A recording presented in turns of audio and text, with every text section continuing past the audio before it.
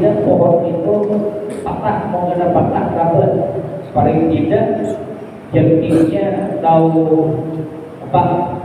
ranting-rantingnya bertahan karena ada yang masuk.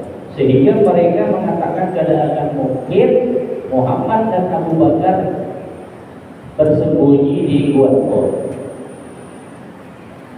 Di Gua Thur Nabi 3 malam, karena memang 3 malam itu melihat situasi dan kondisi rendah. Andai kata orang-orang kafir Quraisy sudah berhenti mencari pencarian Nabi, barulah keluar. Jadi pada malam Kamis, Jumat, Sabtu, Ahad, jadi 3 malam Nabi bermalam di Gua Thur. Hari Kamis itu tengah malam langsung ke Gua Thur. Jadi malam Jumat, Sabtu, malam Ahad itu bermalam di Gua Thur. Pada malam Isnin, berarti tengah malam Isnin, Nabi pun meninggalkan Gua Thur. Wa huwa sallallahu alaihi wasallam ala ghairi matiyah. Dan ketika itu Nabi keluar dari Gua Thur dalam keadaan mengenakan kendaraan yang paling baik. Ai ba'irin yajidu bisayl. Artinya ketika Nabi keluar dari gua itu memang sudah disiapkan kendaraannya. Itu Nabi menunggang onta, dan onta itu memang onta yang terbaik dicarikan, yang tahan. Kemudian yang lainnya berjalan. Wa tusamma al-jadar. Jadi onta tunggangan Nabi ketika Nabi hijrah itu, onta itu diberi nama dengan jadar. Walau takut jadar, meskipun onta itu tidak memiliki hidung yang terpotong. Artinya kalau secara bahasa arti jadar itu hidung terpotong. Jadi onta Nabi itu dinamai dengan jadar, meskipun onta itu hidungnya terpotong. Kalau umpama ada kita berisi kucing lah, dingarani esek, meskipun hidungnya biasa aja ada obat, cuma caranya esek. Wa innama huwa mujarradun lughima litilqama. Jadi kata-kata jadar itu memang semata-mata lakop, gelar untuk onta tunggangan Nabi. Jadi orang-orang Arab dahulu itu bisa binatang itu dingaraninya onta, dingaraninya salah satunya onta tunggangan Nabi ini dinamai dengan jadar. Kalau arti jadar itu hidung terpotong atau hidung terpotong artinya. Meskipun onta itu hidungnya tidak terpotong, cuma caranya jadar. Wa ma'ahuma Amir bin Hurairah maula Abi Bakr. Bersama Nabi dan Abu Bakar keluar dari Gua Thur melakukan perjalanan hijrah, itu dibersamai oleh Amir bin Hurairah. Amir bin Hurairah ini adalah budak yang pernah dimerdekakan oleh Abu Bakar. Jadi Abu Bakar As-Siddiq itu bukan hanya Bilal bin Rabah saja yang dimerdekakannya, tapi banyak budak-budak yang dimerdekakan oleh Abu Bakar As-Siddiq. Wa kana aswad wa huwa mimman ulima billah. Amir bin Hurairah ini seorang budak berkulit hitam. Dan Amir bin Hurairah ini salah satu dari sekian banyak budak yang pernah disiksa oleh tuannya karena beriman kepada Allah. Jadi ada tunggal Bilal bin Rabah saja, banyak budak-budak yang lain karena beriman kepada Allah dan Rasulnya diketahui oleh tuannya disiksa. Sehingga ketika itu Abu Bakar dan Abu Bakar, ada budak yang beriman tetapi lagi disiksa, Abu Bakar Bukhari. Ketika dibeli budak itu langsung dimerdekakan. Dan budak itu mahal harganya. Apalagi memang budak-budak yang memang ketika itu disiksa oleh tuannya, yang tuannya memang tidak hendak menjual. dipaksa, ada yang satu kali. Tentu harganya dinaikkannya. Apalagi Abu Bakar yang berkarya, dinaikkannya harganya berlipat-lipat. Tapi Abu Bakar tetap dibeli. Setelah dibeli, dimerdekakan. Maka Amir bin Fulayha ini bekas budak yang pernah disiksa oleh majikannya karena beriman kepada Allah dan Rasulnya, dibeli oleh Abu Bakar dan dimerdekakan. Ketika Abu Bakar dan Nabi hendak hijrah, yang betul Amir bin Fulayha ini ikut membantu. Wastajara Rasulullah wa Abu Bakr Abdullah bin Uraiqid dalilan wa huwa ala dini kuffar Quraisy. Dan ketika itu juga Nabi hijrah dari Mekah ke Madinah. Nabi dan Abu Bakar menyewa seorang penunjuk jalan. Karena Abdullah dan Abu Bakar kan kada tahu jalan dari Mekah ke Madinah itu mana alur jalan. Jalan pintas atau jalan yang memang kira-kira jalan orang lalui. Maka Nabi dan Abu Bakar menyewa seorang yang bernama Abdullah bin Uraiqid, yang ketika itu Abdullah bin Uraiqid itu masih dalam memeluk agama kafir. Dia belum beriman. Cuma Abdullah bin Uraiqid ini bisa dipercaya. Sehingga yang menjadi penunjuk jalan Nabi dari Mekah ke Madinah itu Abdullah bin Uraiqid, penunjuk jalan. Ceritanya yang pada akhirnya Abdullah bin Uraiqid ini masuk Islam dan menjadi sahabat Nabi.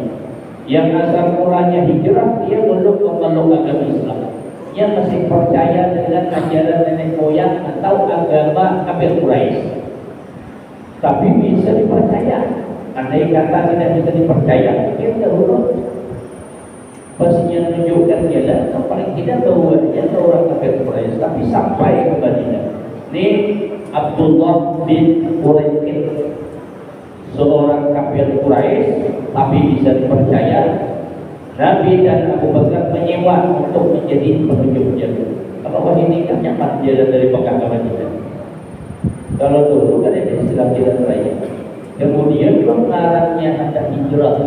Kemudian juga khawatir dari kafir Quraisy, tentu jalan lintas-lintas, cari jalan yang jarang dilalui orang. Bahkan ceritanya ketika di perjalanan itu masih banyak ketemu orang. Ini Abu Bakar sendiri khawatir sangat.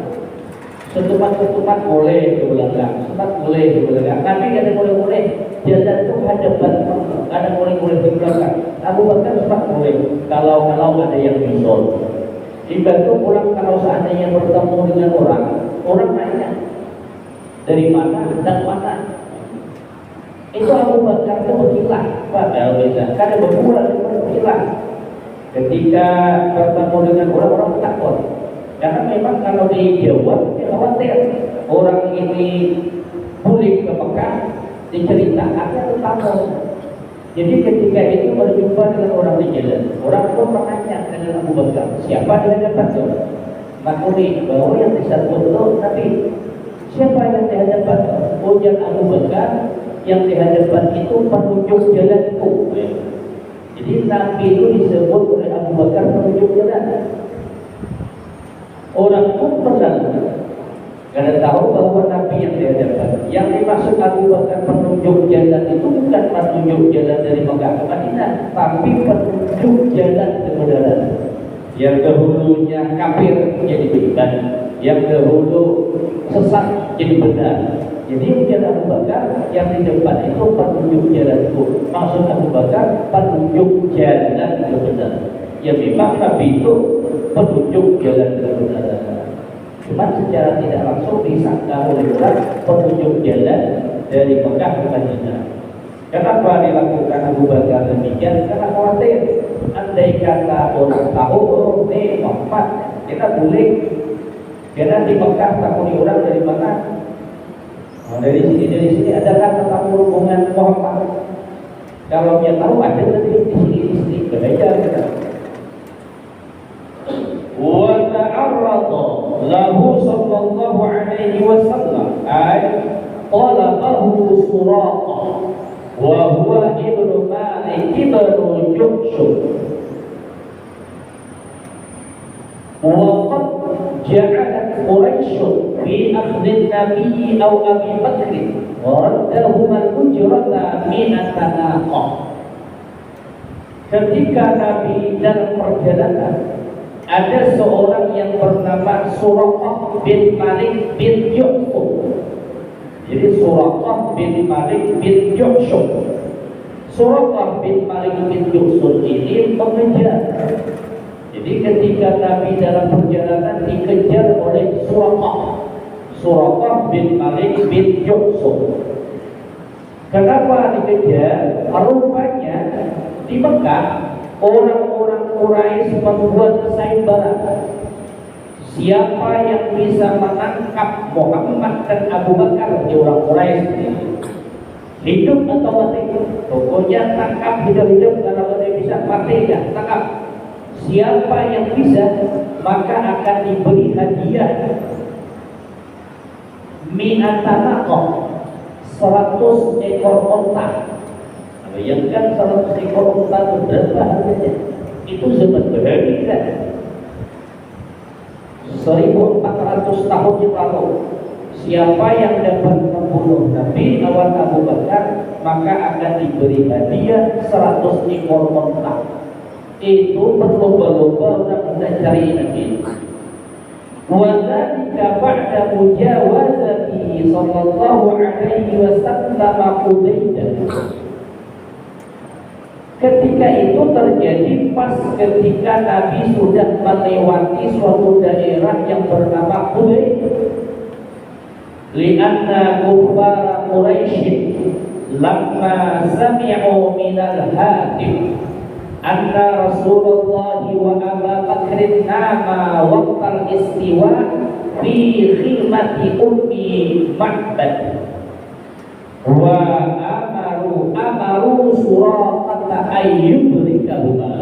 Jadi ceritanya ketika Nabi sudah melewati suatu daerah yang bernama Hudaydah, maka pas ketika waktu istiwa, matahari pas di atas kepala yang panas-panasnya, maka Nabi singgah istirahat sempat tidur siang.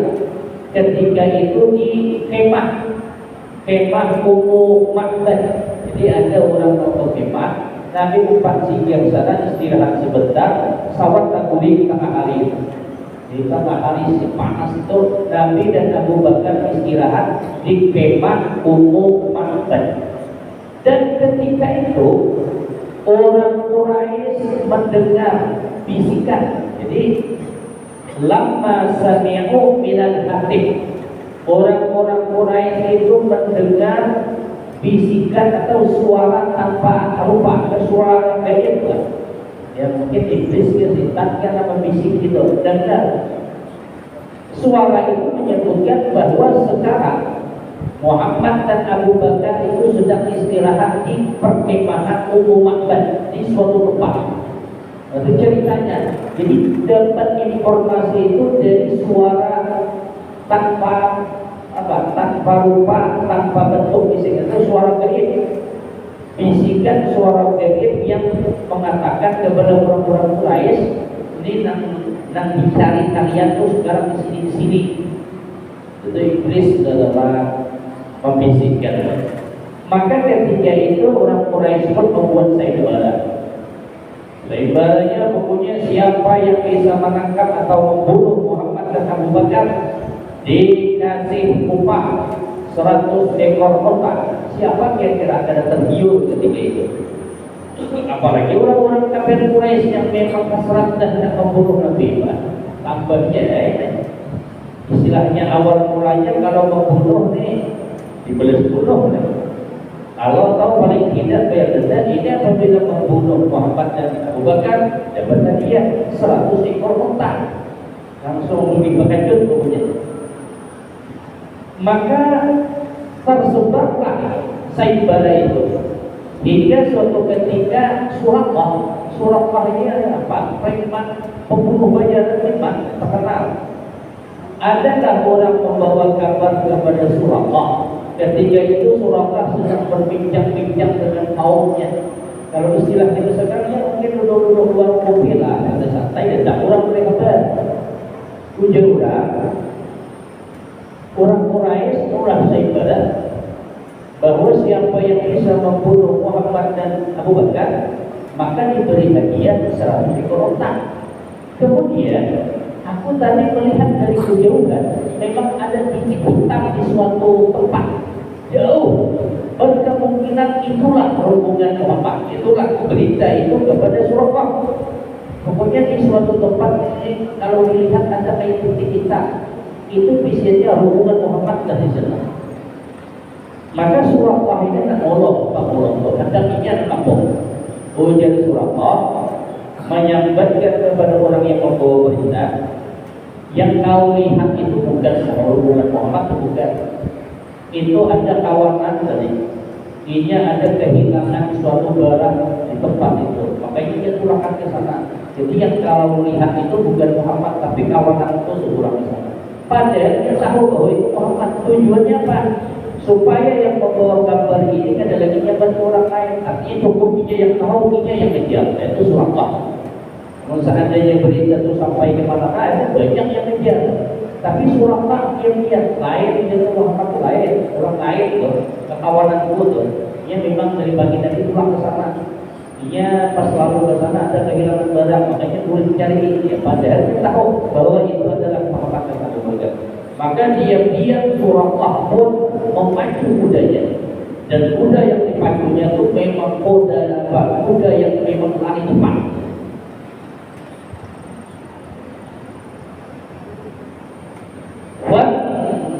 Fabtahala ay tadarra'a wa akhlasa bid-du'a'i fihi ay 'ala Suraqah. Maka Nabi sallallahu alaihi wasallam pun memohon dengan kerendahan hati, berdoa dengan tulus kepada Allah. Doanya ini terhadap Suraqah yang mengejar Nabi. Ibadatahala fihi ilallah Ibadatahala ay tadarra'a wa akhlasa bid-du'a fihi ay 'ala Suraqah ilallahi wa huwa alladhi yaqlahu. Nabi sallallahu alaihi wasallam memohon dengan kerendahan hati, memurnikan dalam doa kepada Allah terhadap Suraqah. Biqawada'a, Nabi berdoa biqaulihi Allahumma qfina Allahumma qfinahu bima syi'ta atau binahwi qaulihi Allahumma fa'al bi Suraqah ma syi'ta wa kaifa syi'ta. Nabi berdoa kepada Allah dengan ucapan Allahumma qfinahu bima syi'ta. Ya Allah, selamatkanlah kami dari Suraqah bima syi'ta, dengan apa yang engkau kehendaki. Atau dalam lafaz lain Nabi berdoa Allahumma fa'al bi Suraqah ma syi'ta wa kaifa syi'ta. Ya Allah, lakukanlah terhadap Suraqah apa yang engkau kehendaki dan kayak apa cara yang kau inginkan. Jadi doa Nabi itu. Wa dzalika li annahu sallallahu alaihi wasallam ra'a alaihi min ana'i syarri wa tawahamat darar. Karena doa Nabi demikian karena Nabi melihat keburukan yang akan dilakukan oleh Suraqah terhadap Nabi dan Abu Bakar, dan juga memang Suraqah ini berbahaya orangnya, memang pembunuh bayaran. Maka Nabi berdoa kepada Allah, minta dilindungi dari perbuatan Suraqah. Perlindungan kita salah aja di Nabi, tak kayak apa lah, yang penting lindungi dia. Fasaqat ay ghasah qawa'imu ya'bubi. Maka ketika itu terperosok cepat, terbenamlah kaki-kaki kuda cepat yang ditunggang oleh Suraqah. Jadi ceritanya Nabi dan Abu Bakar rombongan Nabi itu dapat dikepung, dikejar oleh Suraqah. Ketika sudah dekat, Suraqah pun cabut pedang, pokoknya lewat langsung tebas gitu. Cuma ketika pas hendak mendekat, tiba-tiba kaki kuda tunggangan Suraqah itu terperosok, terbenam fil ardi sulbati ay asyadidatul qawiyyah ay allati laysa fiha rabdun fa kharra anha summa rabba. Jadi ketika Suraqah sudah mendekati Nabi, ia pun menghunus pedang, pokoknya pembina langsung dipas. Rupanya ketika kudanya mendekati onta yang dikendarai Nabi, tiba-tiba kaki kudanya terperosok ke tanah. Jadi terperosok ke tanahnya fil ardi sulbah, ke tanah yang keras. Artinya mustahil kuda itu terperosok di tanah yang keras. Seharusnya di tanah yang lama, tetapi di tanah yang keras terperosok. Al-Qawiyah, tanah yang kuat. Allati laisa fiha rabdun, yang mana di tanah itu tidak ada pasir, tidak cuma tanah keras. Fakharra anha, maka ketika itu Suraqah pun tersungkur. Setelah tersungkur, summa rakiba, kemudian ia pacu lagi kudanya. Wadana minhu sallallahu alaihi wasallam fasahat marratan tsaniyah ila rukbatiha. Kemudian ketika ia pacu setelah mendekati Nabi, hendak menimpas Nabi, tiba-tiba kaki kudanya terperosok kembali, terperosok yang kedua kali. Nah, terperosok yang kedua itu hingga sampai ke lutut kuda, ujung-ujung betisnya kuda itu terbenam sampai ke lutut. Wa kharra anha, Suraqah pun langsung tajukkan balik. Kalau bahasa kitanya langsung tajukkan kepelanting gitu. Tiba-tiba tarik pakajut gitu. Dan laju-laju kalau ibarat juga tarik pakajut, makan kepelanting orangnya. Nah, dan kemudian tiba-tiba terperosok pakajut. Suraqah pun juga tersungkur. Nah, ketika tersungkur ke Nabi, nah itu minta ampun buat Nabi. Memang tujuannya hendak membunuh Nabi, tapi dua kali tersungkur. Jadi dalam satu cerita menyebutkan ketika kudanya Suraqah itu tersungkur, ketika kudanya mencabut kakinya dari tanah yang ia terperosok, itu keluar bayangan. Dia menyebutkan cahaya keluar memancar, ada lagi bayangan seolah-olah sesuatu yang menghalangi Suraqah. Sampai dua kali terjadi, barulah Suraqah menyadari bahwa Nabi ini ada yang jaga. Makanya kedua dirinya. Jadi pas yang kedua tersungkur, hendak membunuh Nabi, minta maaflah, minta ampunnya. Fasa'alahu sallallahu alaihi wasallam al-amanah, famanahu ay aqtahu iyah ay al-amanah. Maka ketika itu Suraqah pun meminta keamanan, karena ia hendak membunuh Nabi, minta ampun ke Nabi supaya ada dibalas. Maka Nabi pun memberikan keamanan terhadap Suraqah. Wa da'a Rasulullah sallallahu alaihi wasallam lahu bisalamah. Maka Nabi pun mendoakan Suraqah dengan keselamatan. Wa amara sallallahu alaihi wasallam bi kitabatil aman li Bani Hurairah wa kataba bi raq'atin min adil. Maka Nabi sallallahu alaihi wasallam pun menyuruh Abdullah Amir bin Quraihah untuk menulis surat jaminan keamanan terhadap Suraqah. Maka Amir bin Quraihah pun menulis jaminan surat keamanan Suraqah di lembaran kulit. Jadi lembaran kertas, lembaran dari kulit itu surat jaminan keamanan Suraqah. Falamma faragha Rasulullah min ghazwati Hunain, laqiyahu sallallahu alaihi wasallam bil Qira'ah wa ma'ahu kitab Farafa'a yadahu bi wa qala ya Rasulullah hadza kitabu qala hadza yawmu wafa fa aslam. Jadi ceritanya setelah beberapa tahun kemudian terjadilah perang Hunain. Jadi perang Hunain. Jadi pada masa perang Hunain Nabi berjumpa lagi dengan Suraqah. Ketika Nabi istirahat di suatu tempat yang bernama Ji'rana. Jadi pas perang Hunain Nabi istirahat di Ji'rana.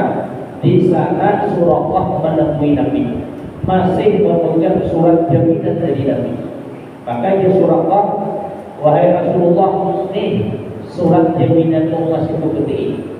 Makanya Nabi hadza yaum wafa, ini adalah hari pemenuhan janji. Maka ketika itu Suraqah pun masuk Islam. Jadi ceritanya Suraqah pun akhirnya gugur di medan pertempuran berikutnya. Jadi syahid di Suraqah.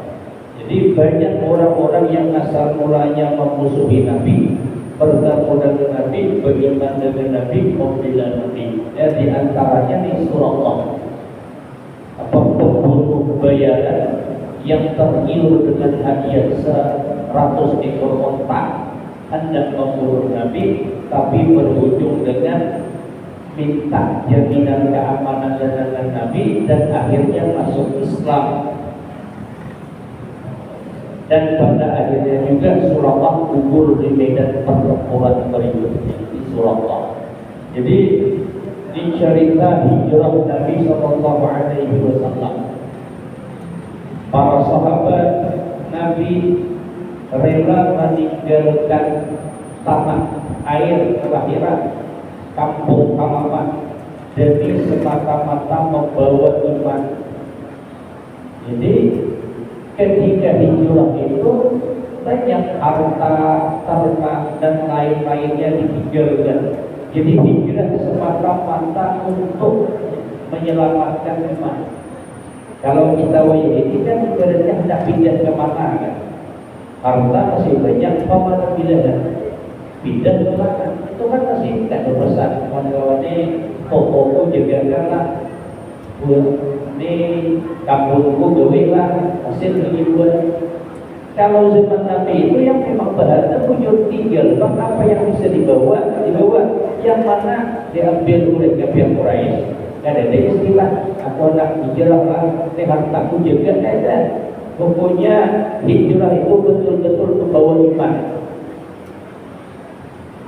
Jadi dari cerita hijrah ini memang juga dalam hadis Nabi sebutkan ada juga ketiga itu hijrah bukan semata-mata karena iman, ada yang hijrah karena memang tak kawin, ada yang hijrah karena anda berbisnis memang ada. Maka hadis Nabi itu innamal a'malu binniyat. Jadi itulah hijrah Nabi. Jadi Nabi hijrah sampai di Madinah ketika itu masuk bulan Rabiul Awal. Jadi pada masa kekhalifahan Sayyidina Umar itu para sahabat hendak membuat tanggalan. Jadi mulai tanggalan kita bila mulainya, maka diambillah dari awal bulan hijrah Nabi. Hijrah Nabi ketika itu bulan Rabiul Awal. Karena banyak ada beberapa faktor dan beberapa pertimbangan akhirnya dimajukan, artinya dimajukan 2 bulan beberapa hari didahulukan. Maka sampai sekarang tanggalan kita itu diawali dengan Muharram, Safar, Rabiul Awal. Hijrah Nabi di Rabiul Awal sebenarnya. Lalu kenapa penanggalan itu ke Muharram? Karena memang ada beberapa faktor, ada beberapa penyebab. Lalu oleh para sahabat dimajukan, didahulukan 2 bulan.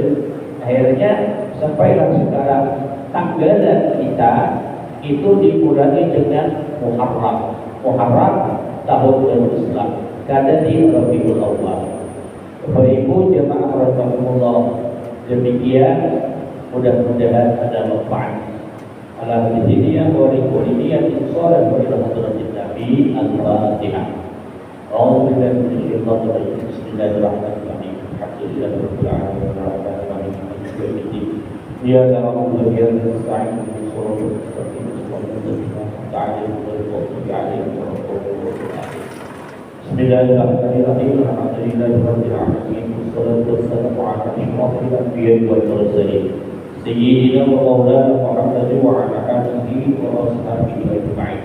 اللهم انفعنا بما علمتنا وعلمنا بما ينفعنا وزدنا علما نافعا وفهما وحفظا وهداية وتوفيقا. اللهم أخرجنا من ظلمات الوهم وأكرمنا بنور الفهم. اللهم فقهنا في الدين وعلمنا التوفيق. ربنا آتنا في الدنيا حسنة وفي الآخرة حسنة وقنا عذاب النار. وصلى الله على سيدنا محمد وعلى آله وصحبه وسلم والحمد لله رب العالمين. السلام عليكم ورحمة الله وبركاته.